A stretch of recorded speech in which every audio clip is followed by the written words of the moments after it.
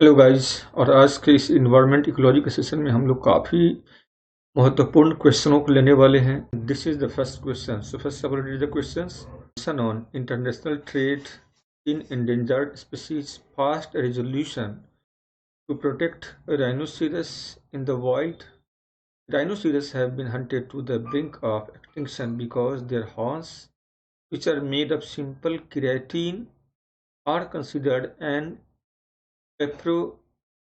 disc and a powerful drug in some culture. Why does the protection of rhinoceros require an international agreement? First of all, read the choice. आप पहले choice को पढ़ो, question को समझो और फिर इसका आंसर करने का प्रयास करना है। क्वेश्चन कह क्या रहा है? साइट्स के विषय में आप लोगों ने सुना होगा। इसने एक रेजोल्यूशन को पास किया। उस रेजोल्यूशन में प्रावधान ये है कि राइनोसिरस को संरक्षण प्रदान करना है, क्योंकि राइनोसिरस विलुप्ति के कगार पे आ चुका है। उसका जो हॉर्न्स है उसमें क्या होता है कि जो केराटिन जो हम लोगों के बालों में होते हैं, वो केराटिन उसके हॉर्न्स मतलब सींग में पाया जाता है, जो सेक्सुअल डिजायर को स्टिमुलेट करता है। तो अगर लोग जो इसका इसका यूज करता है तो उसमें जो डिजायर है वो बढ़ जाएगा। एंड ये एक ड्रग का भी काम करता है। अलग अलग संस्कृति में लोग उसका उपयोग भी करते हैं। क्वेश्चन यही है कि why does the protection of rhinoceros require an international agreement. अब आप लोग इसका आंसर आई होप कि कर सकोगे आराम से। Rhinoceros are hunted in their native countries, but the trade cross borders. The use of rhinoceros horns as an aphrodisiac have showed various negative effects internationally. The hunters from different countries travel to the native country to hunt rhinoceros, and their demand is greater in foreign countries as compared to their native countries. इन चारों choice को पढ़ने के बाद I hope आप answer कर सकते हो कि साइड्स जो एग्रीमेंट है ये क्यों किया गया। ये इसलिए किया गया तो जो राइनोसिरस हैं तो इसका शिकार क्यों हो रहा है, क्योंकि इंटरनेशनल मार्केट में इसका जो कॉन्स है उसका जो यूजेज है वो बढ़ चुका है। तो राइट आंसर इस क्वेश्चन का होगा ए, कि अंतर्राष्ट्रीय स्तर पर इसका जो है तस्करी हो रहा है और यही इसका आंसर होगा। तो अगला सवाल लेते हैं हम लोग हैं। Explain why the hunting of large top predators such as shark और wolf endanger the entire ecosystem in which they live. Question को आप लोग पहले समझने का प्रयास करो और चॉइस है यहाँ पे 4 दिया हुआ। चॉइस को एक बार पढ़िए फिर इसको समझिए क्वेश्चन क्या कह रहा है और उसके आंसर क्या होंगे। क्वेश्चन ये कह रहा है कि जो बड़े टॉप प्रेडेटर्स हैं तो अगर आप मार देते हो, जैसे शार्क हो गया या वोल्फ्स हो गया, तो मरने से इकोसिस्टम पर क्या प्रभाव पड़ेगा।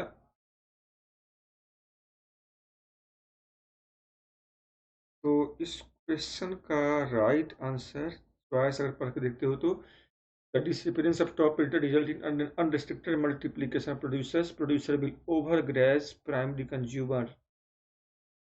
If a top predator disappears, the primary consumer will multiply without restriction, but producer will not be affected. If a top predator disappears, producer will multiply without restriction, and the disappearance of top predator result in unrestricted multiplication of primary consumer.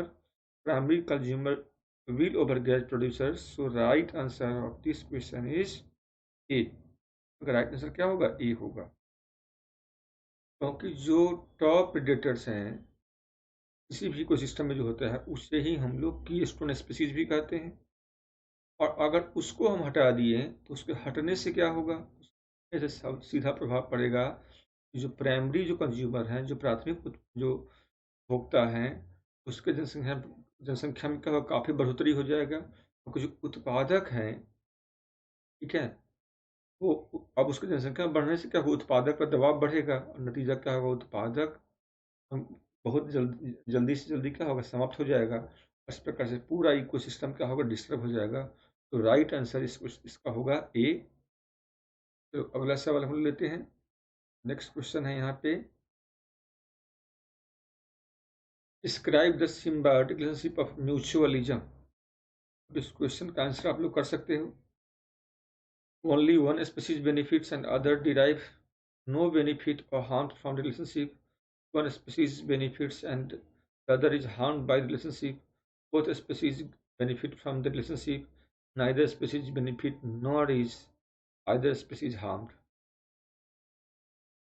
तो mutualism तो जानते ही हो आप लोग। Symbiotic relationship में mutualism, symbiosis का मतलब हुआ एक दूसरे पर निर्भरता, सहजीवी संबंध का बात कर रहा है। म्यूचुअलिज्म एक प्रकार का क्या है, सहजीवी संबंध है। म्यूचुअलिज्म में क्या होगा, सवाल ये है मतलब सहोपकारिता। म्यूचुअलिज्म का मतलब क्या होता है, सहोपकारिता, एक दूसरे पर निर्भर होता है। अब आप लोग आंसर कर सकते हो इसका।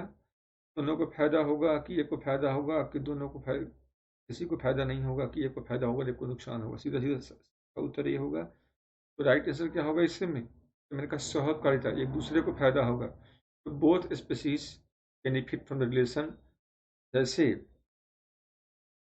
आप ऐसा कोई एग्जाम्पल बता सकते हो, राइजोबियम, आपका नाम सुना है राइजोबियम, जो आप पल्स प्लांट है, तो पल्स प्लांट और राइजोबियम के बीच में जो दलहनी पौधा है उसके जड़ों में रूट नोड्यूल्स होता है और उसी नोड्यूल्स, उसी गांठ के भीतर राइजोबियम रहता है।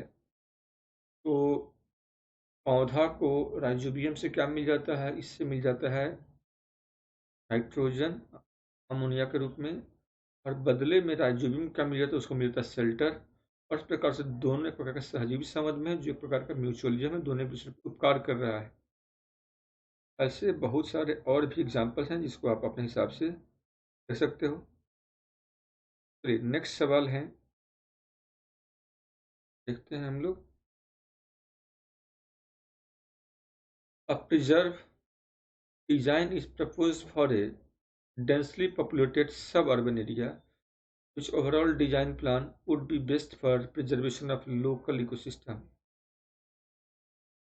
Question number आप देख सकते हो, set up many small protected area, select one small area that is isolated from residence, plan buffer zone around all backyard space, set up several large area to be set aside for natural ecosystem. होगा, we are simply going to set up what? The right answer is D, set up of several large area to be set aside for natural ecosystem. Our right answer is here, set up several large ecosystem to be set aside for natural ecosystem. Now take another question.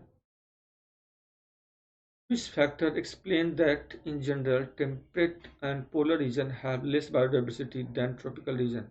Tropical region के तुलना में temperate जो क्षेत्र होता है और जो polar क्षेत्र होता है वहाँ पे जो जैव विविधता है, जैव विविधता कम क्यों है?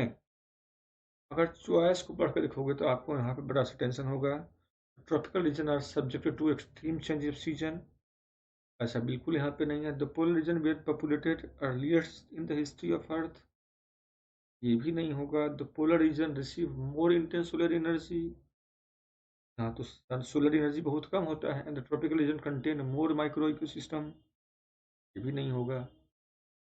यहाँ पे मोर इंटेंस का मतलब हुआ कि भाई बर्ड्स के समय यहाँ सन का जो इंटेंसिटी होगा वो ज़्यादा हो सकता है, लेकिन ये जो यहाँ पे सनलाइट क्या होता है, बहुत ही कम होता है। So less solar energy across the year and that's why diversity are very less. यहाँ पे पांचवी का आंसर आप लोग सी करोगे, क्योंकि मैं अगेन बता रहा हूँ, मोर इंटेंस का मतलब हुआ न कुछ समय के लिए मिलता है, और वो एनर्जी क्या होता है, कुछ समय के लिए होता है, और वो एनर्जी क्या होता है, ज़्यादा होता है। पूरे वर्ष यूनिफॉर्म यहाँ पे सोलर इंटेंसिटी नहीं मिलता है। That's why the right answer is the C.